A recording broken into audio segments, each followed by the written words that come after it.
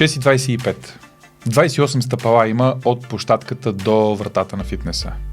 Влизам, поръчам си чисто кафе, взимам си го, преобличам се, пускам любимата си музика, започвам да загрявам и отпивам от кафето.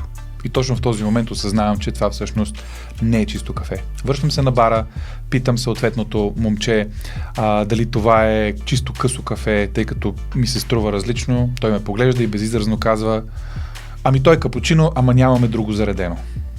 И разговора приключи съответно там.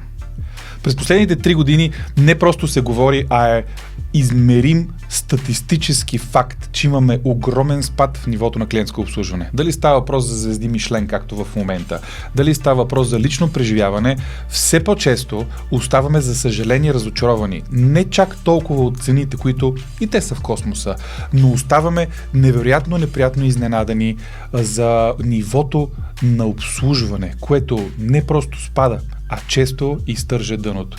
Нека ви кажа няколко от причините за това. Колеги от Австрия идват в България командировка, биха искали да опитат българска традиционна кухня или по-скоро балканска. Намираме заведение, запазваме съответните места, посрещаме ги, работим цял ден, след което отиваме там, сядаме, всеки си поръчва, гледат менюто съответно на български и на английски. Идва една любезна дама, която записва поръчките, идва моят ред и аз казвам: прощавайте, имате ли кола Zero? При което тя отговори. Аз попитах: не ви разбрах? И тя каза: нямаме. Emotional damage!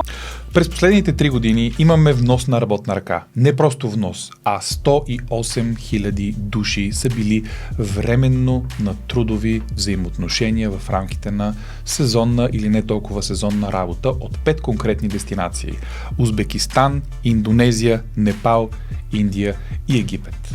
Независимо дали говорим за сезонна работа, за постоянна работа, за работа, която има някаква форма на вариации, работа в хоспиталити услугите, което е хотелиерство, ресторантьорство, кафета, обекти, в които има клиенти и висок оборот на физически лица, с които се сблъскваш, точно там е най-важно да бъдат тренирани служителите, не просто с една добра онбординг програма или въвеждаща програма, но поетапно да им бъдат делегирани отговорности, а не изведнъж гледай, ако имаш въпроси, давай. Защото на голяма част от младите хора, младите имам предвид, които са до 25 годишна възраст и които търсят такъв тип временна заетост, не е в тяхното разбиране и нямат опит в обслужване на клиенти, физически лица, и много често онези дефицити, които за съжаление те имат и личностно, да речем липса на зрителен контакт, липса на възможност да се държи разговор с непознати хора, вежливост, задаване на уточняващи въпроси с цел установяване точно какво има предвид един или друг събеседник, точно тези дефицити се ветят много ярко в червено, когато нещата се сблъскат именно с клиенти физически, наживо и на място. Особено в различни видове заведения. И липсата на подготовка много често е абсолютно в контрола на работодателя, но той няма никаква нагласа да го прави. И от тук идва и вторият основен елемент, за който си говорим заради тази статистика от над 108 000 души внесени от чужбина.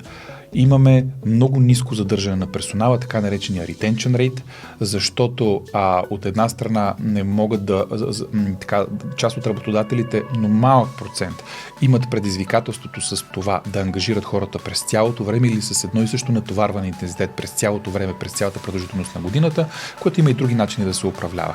Но преди всичко няма такива процеси, които да въвеждат хората, които да развиват техни ключови умения, и няма културата на добронамереното обслужване на клиенти, особено на високи обороти.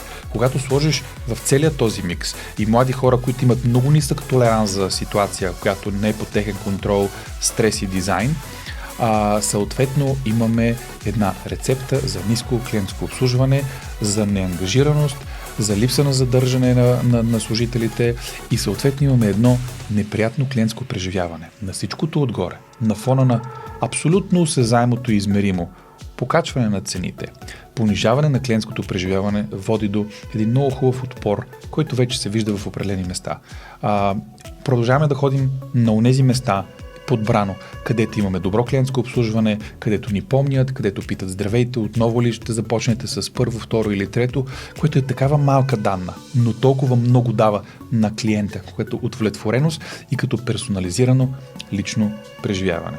И всички тези предизвикателства, които имаме, не са заради вноса на хора, които не говорят нито български, нито английски език, вероятно и нито един от европейските езици, които така се упражняват в рамките на хоспиталите и услугите. Проблемът е с това, че самият процес е счупен и ти няма как да бъдеш ангажиран, дори да си част от екипа по хигиенизиране на определен обект. Когато не говориш езика, не можеш да имаш елементарна интеракция или дори не разбираш инструкции, а през цялото време ти е разрешено, докато работиш с клиенти, да седиш с една слушалка в ухото. А както в едно предишно видео, което ще сложа като линк тук, има причина новият телефон или новото разсейване да се нарича AirPods. И не случайно ние нямаме усещането, че сме важни, ценни или че ни слушат, когато в нашия събеседник и в неговото ухо, макар и само в лявото, имаме една слушалка AirPods.